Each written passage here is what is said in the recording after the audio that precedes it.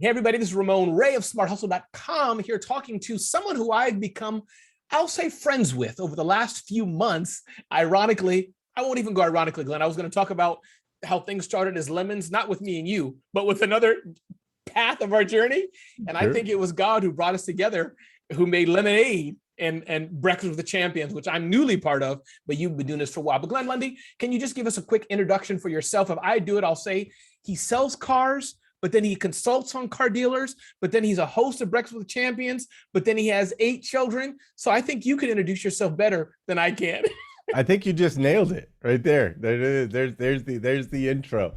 But no, my name is Glenn Lundy. I'm a husband to 1, a father to 8. I'm also the host of hashtag Rise and Grind, which is a daily morning show bringing motivation, education, and inspiration, as well as the creator of the Breakfast with Champions show on Clubhouse. And in my spare time, which is actually my full time, I work with owners and general managers of car dealerships all over the country, helping them scale their volume, their profitability, their employee retention, and the overall culture in their dealership. I love it, Glenn. Let's, probably we should talk about the story first, but I'll just do it reverse. I like doing things weird like that. Let's talk about the car part, car dealers. Why doing that? Obviously, I know you've had a background in having one of the most successful car dealerships in your area. So feel free to unpack that story, where you've been regarding car dealers, and then why you're doing that now. You know, your life is pretty open, what you want to share, like myself. People don't see everything, but if they see it, I want them to. I was impressed, man. You had that big mansion, and I saw the care you took. You had a box or something, handing it to people. If you haven't seen the video, I'll link to it, everybody. But I was impressed because you're able to get down and dirty in a good way and talk to people. But in that was like baller, excellent. So, anyways, I'm getting off topic. Talk about the car part, why you're doing it, and who you're serving. Tell us about that industry. Many people may not know it. Yeah, well, thank you for that. And what you're referring there is our retreat. So I have a membership group. We call it the 800% Elite Automotive Club, and it is a group of owners and general managers of dealerships across the nation of all different shapes and sizes: franchise dealerships, independent dealerships, domestic dealerships, foreign dealerships. And it's really the only group like it of its kind. I'm the only person in the auto industry that does this type of work. And really where it came from is I had the blessing and the opportunity to help a small dealership in a small town end up growing 800% to become the second largest used car franchise dealership in the country. We went from selling 120 cars a month roughly to ultimately selling 800 plus, with my record month being 1,043 cars in 27 business days of March of 2018. And so when I left the retail side of auto, which is a whole story in itself, I was very happy in my position. I was making great money. I had the wife, the kids, the white picket fence, all of those things. But I felt a tug.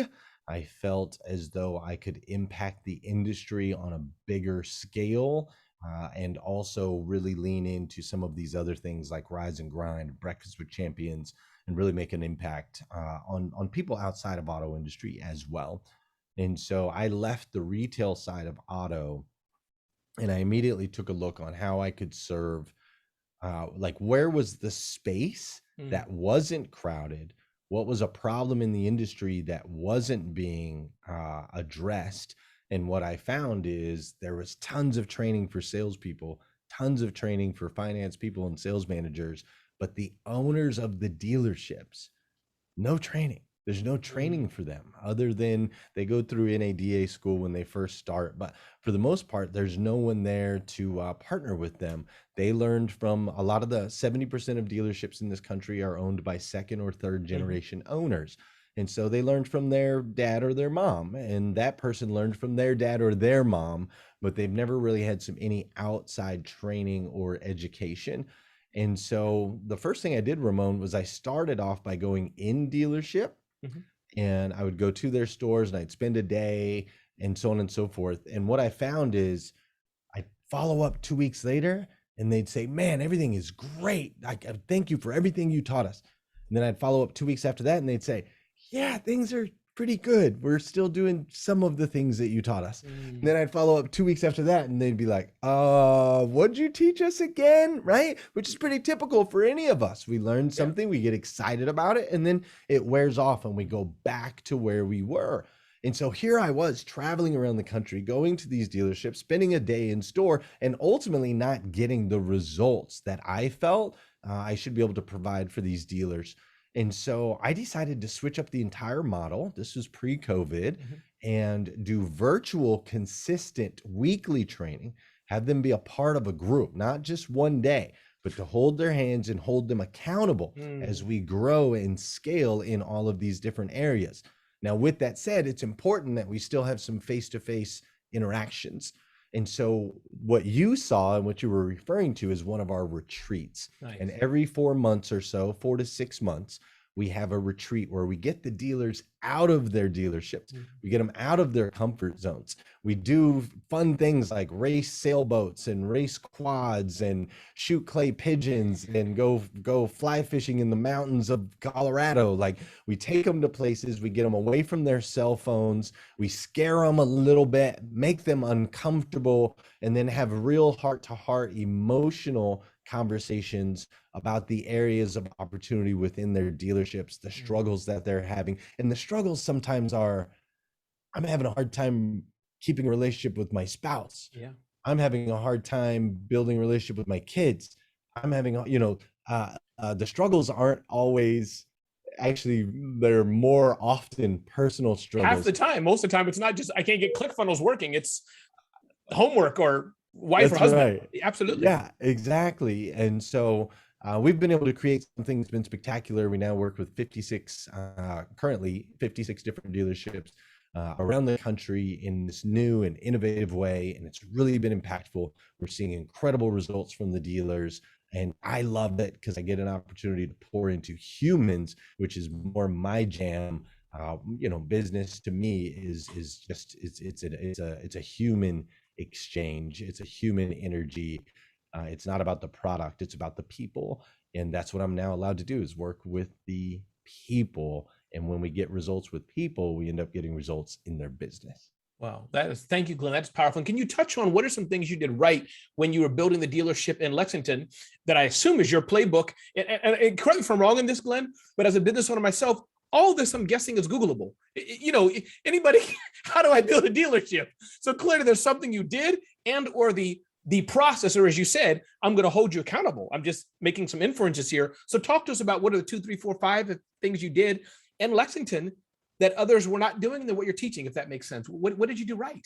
Yeah, totally. So one of the things is we had to flip the overall business mindset kind of upside down. Okay. So typical business flow or entrepreneur flow, business owner flow, whatever, the typical flow is, I want and need money. I figure out a sellable product or a Mhm, sellable item to make that money, right? So I'm generating money, mhm. and then I realize, okay, if I could get more customers, then I can make more money. Right. So then we start focusing on getting more customers so that we can make more money. And then at some point we realize, if I could get some more people, like if I could hire some Mhm. people, then they'll work with the customers and then I'll make more money, Right. right? And so that's your typical business model. And that's how businesses grow and scale. So what we do is we go in and we flip it upside down. We say, whoa, whoa, whoa, whoa, whoa, whoa, whoa. Let's get people. Let's Mhm. start with the right people. Let's get the right people in the right seat. Let's build a culture of growth and empowerment. Let's extract greatness out of our people. And when we do that, now those people will attract more customers, because the customers love the people like more than anything. And they want to do business with the people. They trust the people. And then when we get the more customers, we end up making more money. And Mhm. so most dealerships, they're focused on generating dollars as fast as humanly possible. And I have to slap them around and say, as long as you're focused on generating dollars, you're never going to be able to build anything sustainable. Let's focus on generating champions, and that will ultimately lead to the dollars. So that's one of the very first things that we have to flip that Yeah. mindset upside down. Now, as far as some tactical things that we do in store, I have a list. I call it Sure. corporate family values. And one of the things in the corporate family values is we hire on character, not credentials. Or sorry, we hire and fire on character, not credentials. And so we go in and we look at their hiring process, their onboarding process. Are we hiring because somebody says or somebody was in the business for 10 years and they have experience, but they're a jerk and they're negative, but you're hiring them because of experience? Or are we hiring based on zero experience, but they're a quality person that can be shaped and molded, right? Mhm. And so we do things like that. And also with promotions, typically in our industry, the top performer gets Yeah. promoted into a leadership position. Because it's a sales machine, right? That makes, in that respect, whoever sells more by That's right, default. gets promoted. But that person might not have the characteristics and the traits of a great leader. Yeah. Just because they're a good performer doesn't make them a great leader. And so we want to make sure we're promoting people with character that really add to our culture and that can ultimately influence the overall character of all the people in the building. So that's one of them. Another one is we read books together. Mm. Right. So I challenge the owners and the general managers of the dealerships to uh, help their people in the world of self-development. Right. Let's start there. Let's start feeding their minds with good quality Think and Grow Rich type books, and the John Maxwell's of the world, the Eric Thomases of the world, the Simon Sinek's and the Jim Rohns. Like let's start really developing these humans. And so we do a book club. Like every month we have a different book. That's one strategy that we apply. And the biggest one, Ramon, the biggest one is as soon as I have a conversation, because I don't even go in their dealerships anymore. I don't step foot in their dealership anymore. But as soon as I have a conversation with them, I say, what does it look like when your dealership opens? And they say, what do you mean? And I say, how do you start your day in the dealership? And they say, well, so-and-so trickles in a few minutes late, and this guy runs over and grabs his newspaper, and so-and-so comes in with his breakfast sandwich, and one guy trickles in, smells like, a brewery. Cleaning off his shirt. Yeah, and so on and so forth, right? And they all grab a coffee or a Red Bull and some donuts, and they show up at 8:30, and we probably start working around 10:30, 11 o'clock, right? And I'm like, okay, so let's change the way you start your day, and let's I've heard see that what before. kind of an impact it makes in your business. And so I help them build a structure that is attractive to people in the morning, where they want to show up, because we're going to motivate them, educate them, and inspire them every single day. And I have this whole process. It's called the perfect meeting. I don't know how much time we have. You got time. So I have this whole process of the perfect meeting, and the perfect meeting follows the lead process. So I want you to write this down, Ramon. Okay. LEADD. Okay. Okay. LEADD. Now, I know some of you right now are listening to this podcast and you're going, okay, I thought this guy was smart for a minute there, and then he just spelled lead with 2 D's, right? So don't go anywhere yet. I'm going to explain to you why we spell lead with 2 D's here in just a second. All right. So in our perfect meeting, we follow the lead process. So the lead process, the L stands for listen. Now, I know your mother told you this. You have 2 ears and 1 mouth for a reason. We want to listen twice as much as we speak, right? So in your meeting, your meeting first thing in the morning, your leader, whoever's the leader of the meeting, should be the first one in the room, not the last one in the room. So most managers, and I completely separate managers from leaders, most managers think that everybody should be in the room waiting for them. And then they walk in like they're the czar, right? And I have arrived, and I'm here to tell you how horrible you are in every area. And then you're going to go out there and perform, and I will smack you across the face and kick you in the teeth, and you got to respect me, right? That's your typical manager, especially in the auto industry. Leader gets in the room first before anyone else shows up. And the leader's job at that point is to turn on some type of music that will set the tone, preferably something without words, but some type of music that sets the energy in the way that you want it to go. Now, here's why I clarify on this, Ramon. Heavy metal, hardcore rap, any of this stuff is not morning music. I know it can, you're like, oh yeah, I'm all jacked up. Do you want your people like to be like, die, die? Like, that's not, you don't want them going into your customers with this, I am going to be in a mosh pit mentality. Now, there's a time and a place for heavy metal. I'm not saying there's not. I mean, you're in the gym, you're pushing up some weights, like, rock on, let's go. But not first thing in the morning. So the leader's job is to go in the room and set the tone musically. Music moves the soul. Then the leader's job is to listen as people come into the room. So Ramon might walk in with John. And if I'm listening carefully, I might notice that Ramon and John are having a conversation about how they stayed up till 3 o'clock in the morning playing Fortnite last night, right? I might hear that conversation. Or I might hear Sally and Jennifer come in, and Jennifer just lost her grandmother last night, and Sally's kind of, condoling her, and I might hear that conversation. Or I might hear a conversation between Bobby and Susie, and Bobby is married and Susie is too, and that conversation might be a little in a position where eyebrow raising, right? So as I'm listening, and I'm using a couple negatives and a couple positives, because you're going to hear both, right? You're going to hear both. But as I'm listening now as the leader, I can find the motivating factors within these humans and the areas of opportunity of growth and development. Everybody wants to grow, man. Everybody wants to be developed, right?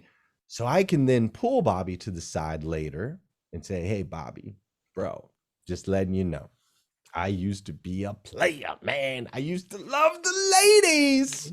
But I'm telling you, my life didn't get right until I made sure things were right at home first. So let's talk through this. What's going on, right? And we can have that conversation.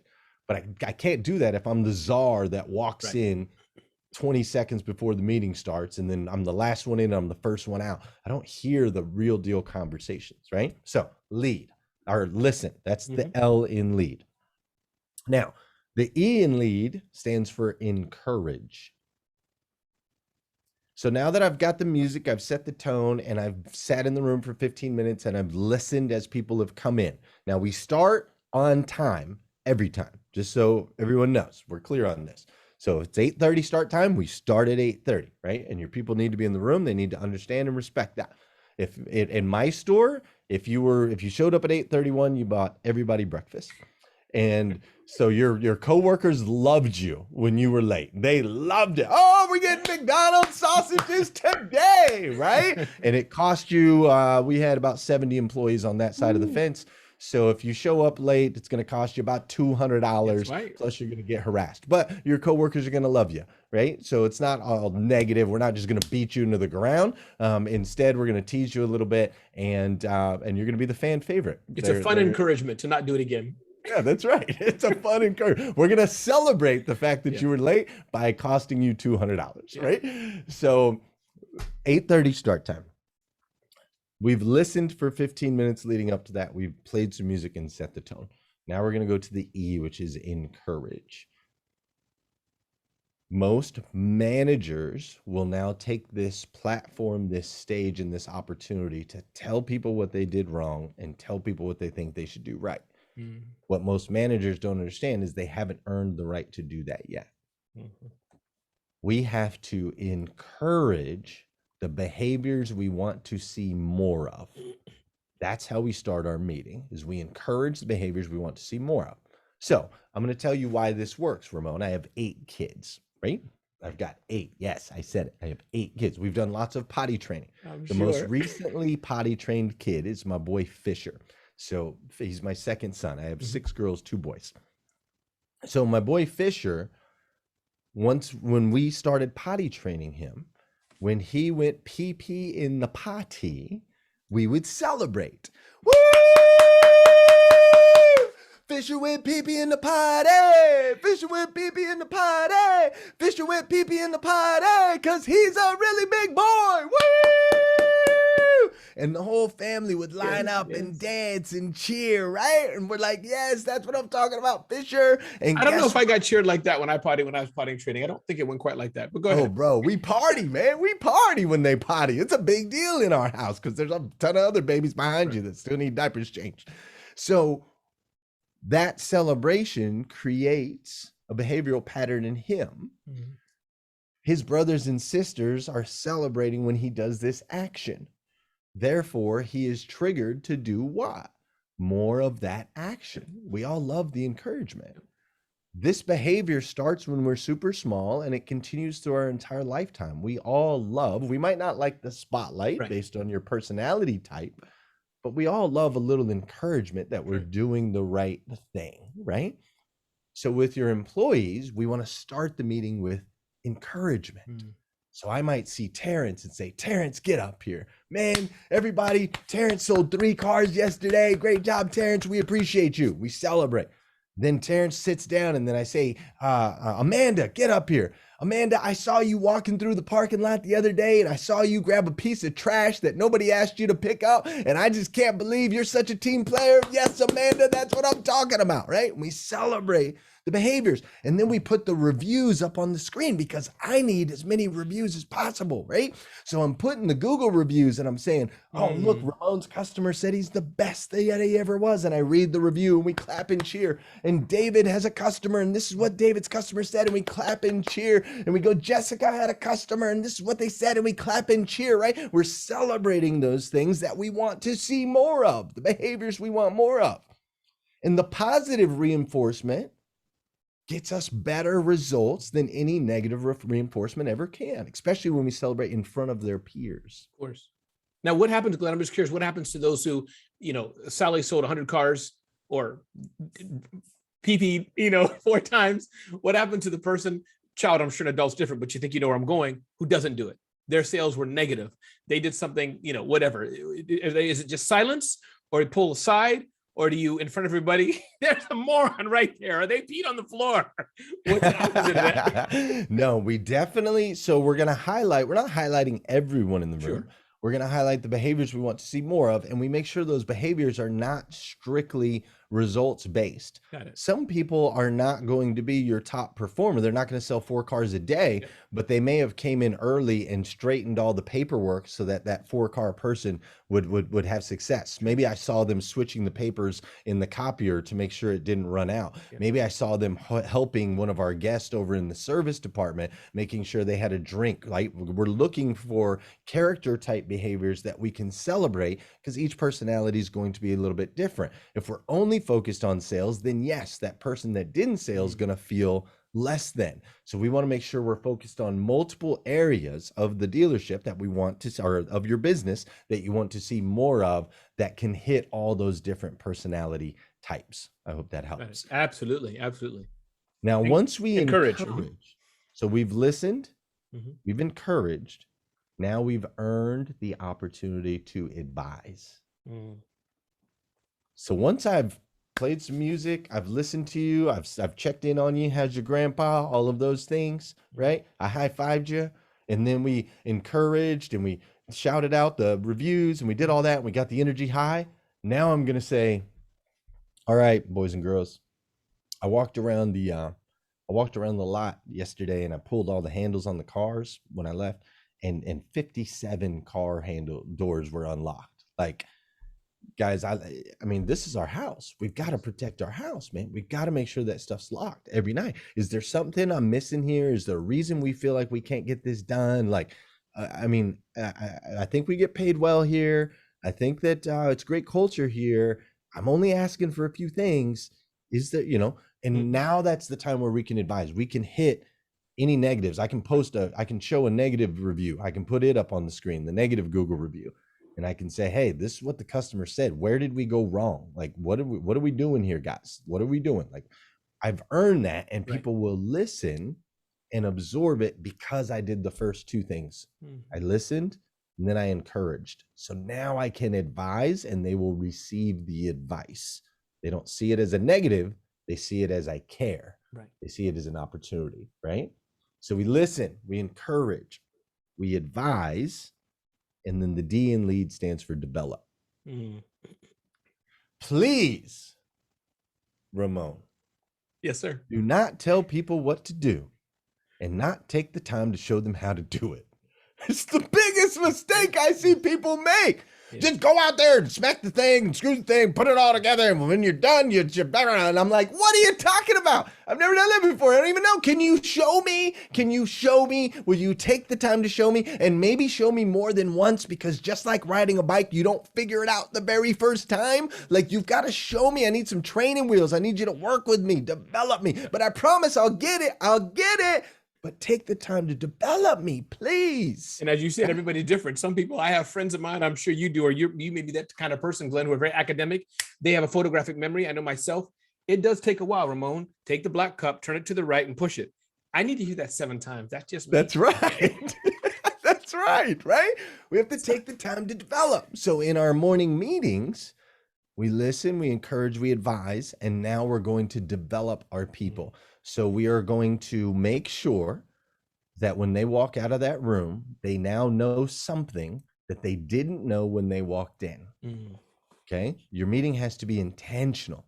We have to teach. Now, people are like, well, Glenn, if you do this every day, I mean, I got to teach them 365 things. No, actually, you don't. I like going with a themed week, because if you just tell somebody something once, they're not going to get it anyway. Yeah. So how about you teach 52 things over the course of a year, and you spend a whole week developing them on that particular thing. And you're like, well, I'm just saying the same thing over and over. Yes, exactly, right? Repetition leads to understanding. It's what we want to do. We want to engage. We want to learn. So the meeting flow is: you show up early, you play some music, you listen, you start the meeting with encouragement, you advise them on areas of opportunity, right? Areas that they're not performing. That's okay. We can do that because we've done the other thing. And then we develop. We teach them something they didn't know when they walked in the door. Now, the last D in lead, right? I told you there's 2 Ds in lead. That's right. The last D in lead is we do this daily. This is not something you do once a week on Saturday. This is not something you do once a month. This is something that you do every single day. Now, this is also not something you should only do at work. As a husband or a spouse, you should listen, encourage, advise, and develop. Do it daily. Do it with your kids. Listen, encourage, advise, and develop. And do it daily. With your teams, listen, encourage, advise, and develop. Do it daily. This is something that you should be doing all of the time, consistently. And if you do, I assure you, you will build stronger relationships and you will get better results. People perform at a higher level for those that they respect and that they feel see them, hear them, right? And appreciate them. People want to feel seen, heard, and significant. So by following that process, you help people feel seen, heard, and significant, right? That's the key. So that's one of the things I'll go in and I'll say, how do you start your day? Right. Let's change it. Let's put in a perfect meeting. Let's follow the lead process. And it's amazing, Ramon, how quickly we get results when these owners of these businesses start to change the way they start their day. It's fantastic stuff. Wow. Glenn, but these are $1 million guys and gals, successful people. 90% are not idiots. Maybe a few are. I'm just having fun here. Most are smart. 90% might be a little high. Okay.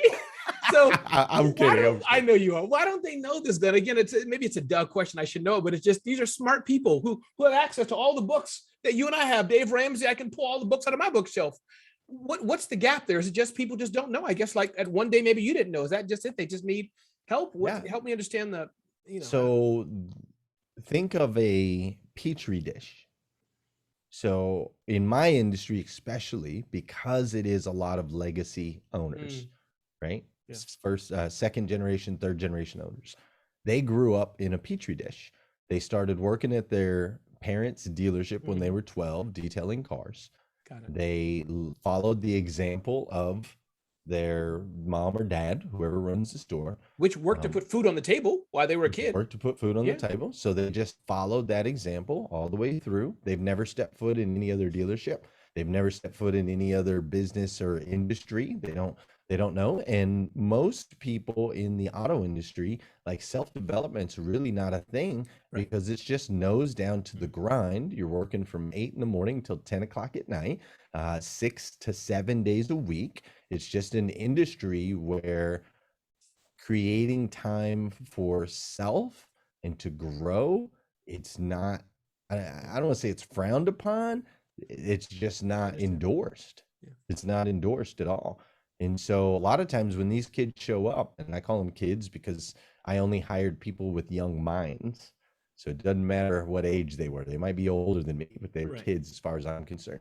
But as I hired these kids, I would hand them How to Win Friends and Influence People, Right. and they would say, "What is this?" And I would say, "This is the greatest book that anybody in sales could Mhm. ever read," right? And they would never have heard of it ever in their Yeah. whole lives. Be 25 years old, 35 years old, 45 years old, 55 years old. Yeah. We don't know what we don't know, That's Ramon. true. And I do have to remember, Glenn, that I am in a bubble, meaning, I've been blessed to have, even I need a lot of help. You and I have talked, but meaning I have these books. But to your point, as a young man who I talked to near Martha's Vineyard, he has a construction business.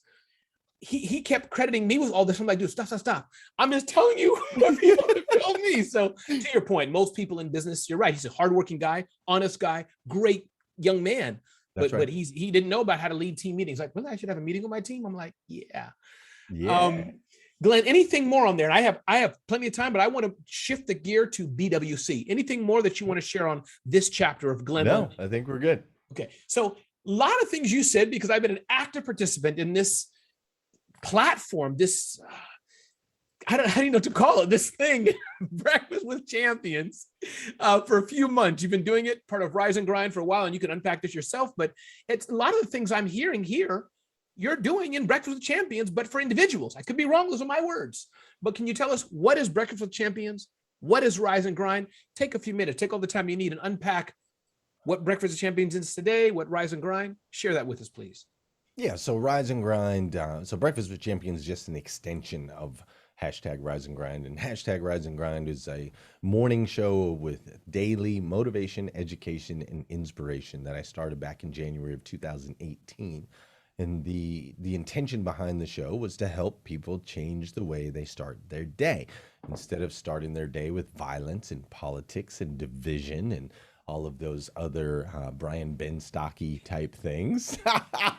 Instead of starting their day that way, I thought, let's start the day with some motivation, some education, some inspiration. Let's create a safe space for people, right? And we've been doing that going on 4 years now, going on our 1,000th episode. And Yes. that was attractive to a lot of people, that space. And when Breakfast with Champions hit, I was like, oh, we can help more people change the way they start their day, and we can expand the length of the content, the amount of content, the amount of time.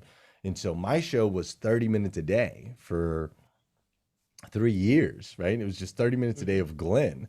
And then we went to Breakfast with Champions, and I met all of these other amazing superhumans like yourself. And I'm like, hey, let's let Glenn have an hour, and then do you want a half hour after Glenn, or do you want an hour after that half hour? And we just started stacking more and more people, because obviously the longer we can go, the more people we can serve.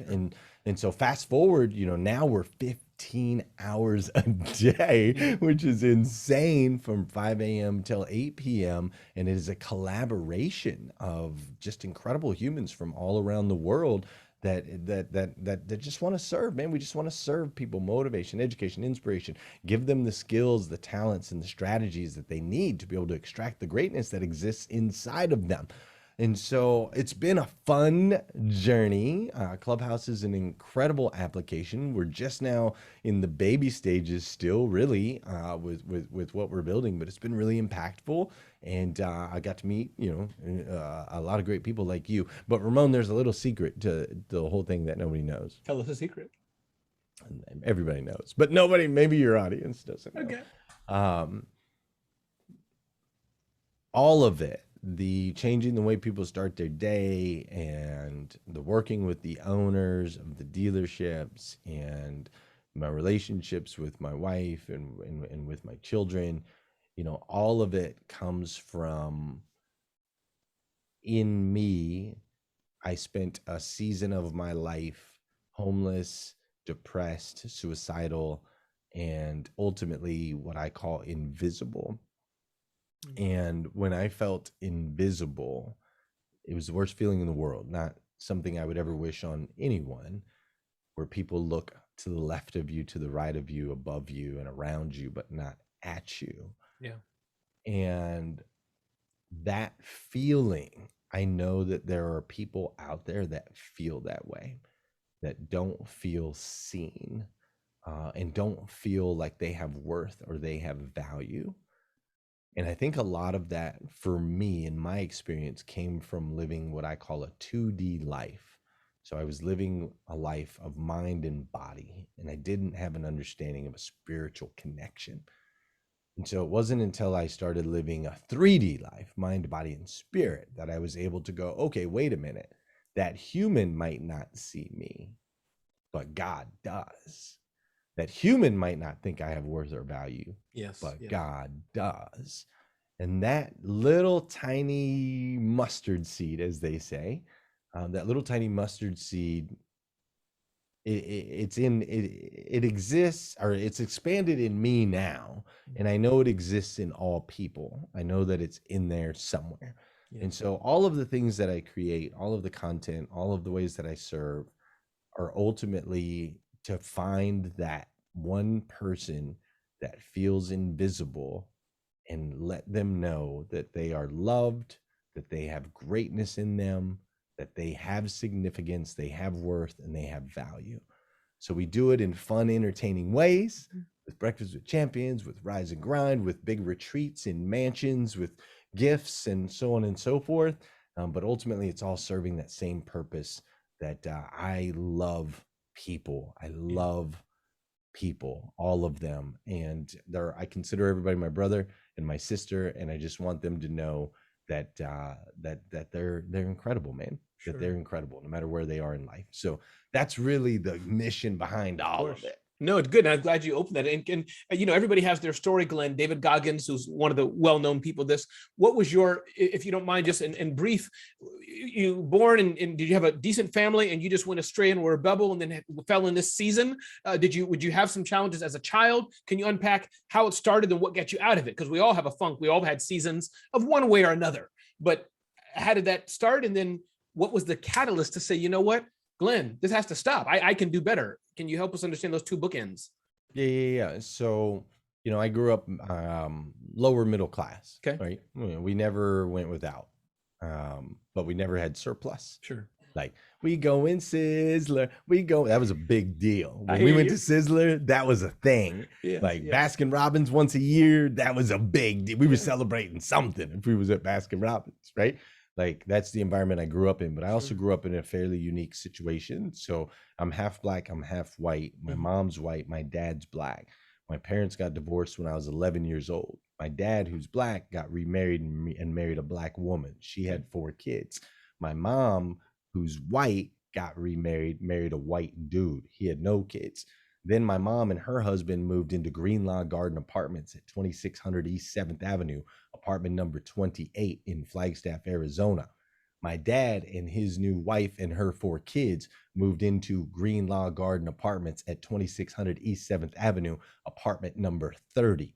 So my parents lived 2 doors down from one another after being divorced, and dad's house was a black house. So every stereotype you could think of existed in dad's house. Gospel music, collard greens, fried chicken, drinking Kool-Aid, sports on the TV, constantly loud as can be, laughing, dancing, all the jive, shucking and jiving, playing dominoes. That was dad's house. It was every stereotype you could possibly think of.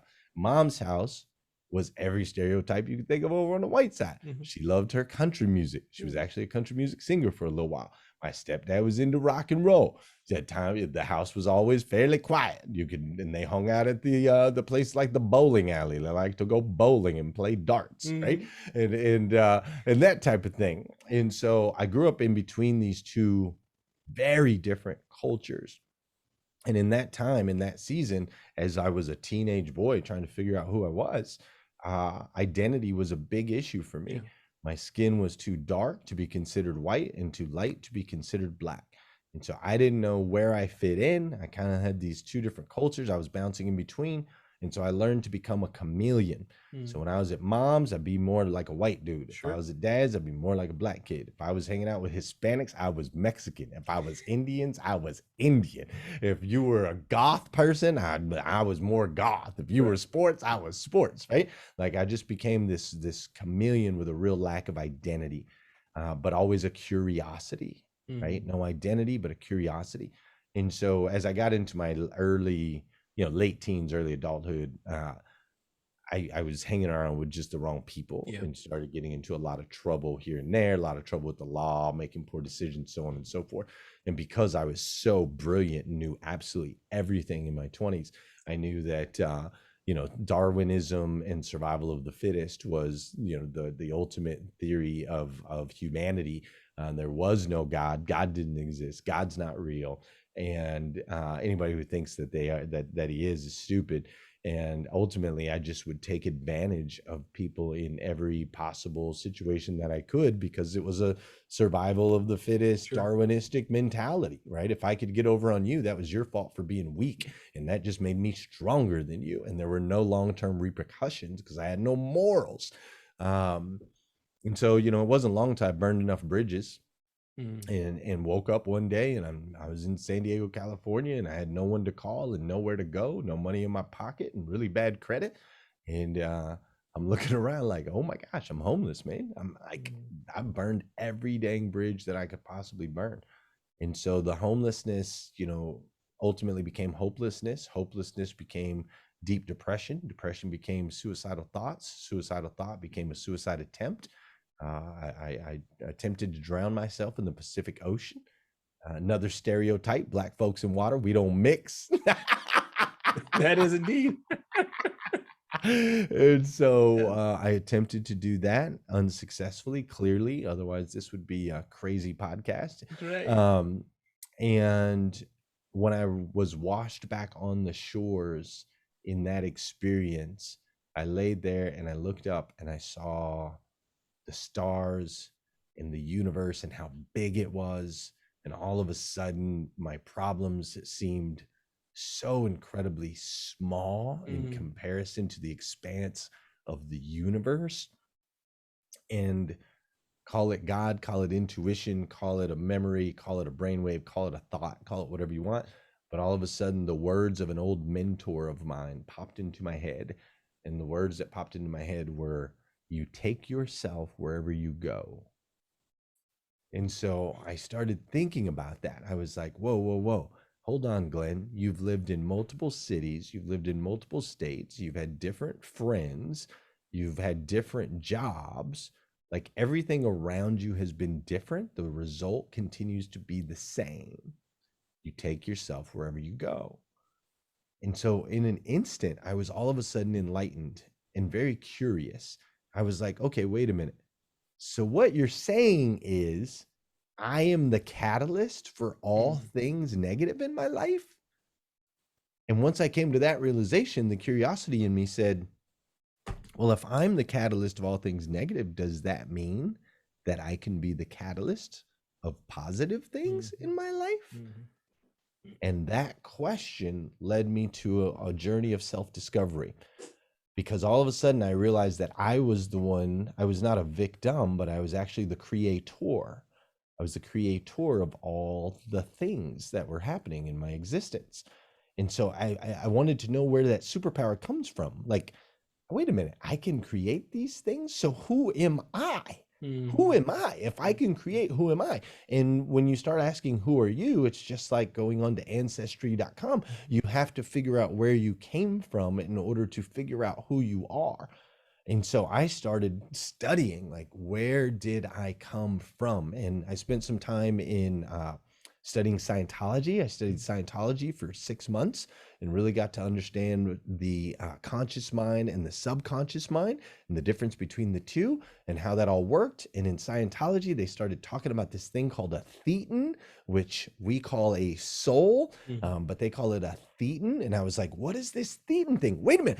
Wait a minute. Wait. Science is even saying there's a spiritual element to humanity. I hadn't heard that before. And so I wanted to explore that. So then I started exploring Buddhism and Catholicism and Christianity, because I was like, man, I got to figure out this spiritual element of self so I can figure out who I am. And in my experience, Ramon, I was able to find spiritual enlightenment and understanding through the words of the Bible and through the stories of Jesus. And that was my path. And so that was really when things started to shift for me. Now, I still continued to make mistake after mistake after mistake. I'm stubborn. I'm hard-headed. I was in my 20s. I knew everything. Right? I'm still stubborn.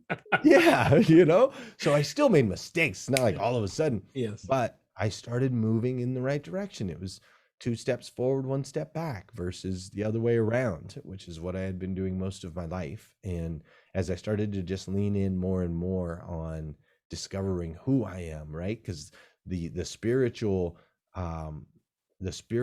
research then led to more of the Maxwells and the Les Browns and the motivational stuff and amazing people, the whole self-development stuff, right? And what I love most about the motivational speakers is depending on what mood you're in, right? Like, or what season of life you're in. Like when I was first climbing out of homelessness, Les Brown, that's all I could listen to. Les Brown. When you can look up, you can get up, right? He'd be talking about that stuff. He'd be talking about, I was born on the floor of an abandoned building, right? And so Les was my jam. And then as I started to like feel a little bit stronger, then I started going into the ET. Oh, forget about it. Thomas, when you want to succeed as bad as you want to breathe, right? He'd be talking about putting your head underwater and all those things, right? And I'm like, I am. What does ET always say? He says so much. Yeah, he says. What mood are you in? What mood are you in, Glenn, when you want to hear Simon Sinek? When you want to hear leaders eat last? What mood is that in? Yeah, well, see, that came later, right? So first it was Les when I was like a homeless bum just coming out. Then I went to Eric when I felt a little more like I'm coming out the other side. And then I started moving into like the John Maxwell. I'm like, okay, wait a minute, some leadership stuff and some Jim Rohns. And then that led me into like the Bob Proctors and the law of attraction. We started going down that road a little bit. And then that led me to Bob Proctor kind of led me. That's when I started leaning more into like the Simon Sinek's. I'm like, okay, I need some strategy here. Like I'm putting all these pieces together, And so it's just seasons of life, not necessarily feelings and emotions, but where I was in life, and it's just like music, right? You listen to certain music. And so I listened to those speakers at different times. But that whole journey of self-discovery, all 3 part, mind, body, and spirit, kept me getting a little bit better each day, right? And new opportunities would open up and the universe would start to expand versus contracting. I always felt like it was contracting around me. It started to expand, and I moved to Kentucky. I met my wife and started having babies and had the opportunity at the dealership and really grew that and started growing and serving other people. And all of a sudden you snap your fingers and you're 43 years old, your 10-year anniversary is in 6 days, and you've got 8 kids and 3 businesses and I'm still just trying to figure it out, Ramon. In my 20s, I thought I knew everything. In my 30s, I realized I knew something. And now I'm in my 40s and I realize I know nothing.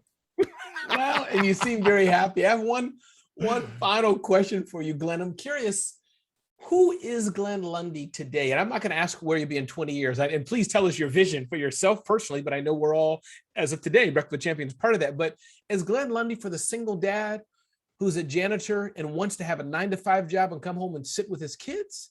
Is Glenn Lundy for the startup billionaire company who wants to be acquired by Netflix? Is Glenn Lundy for the Ramon Rays who, want to build a nice sized business, stay in their home office and be with their wife?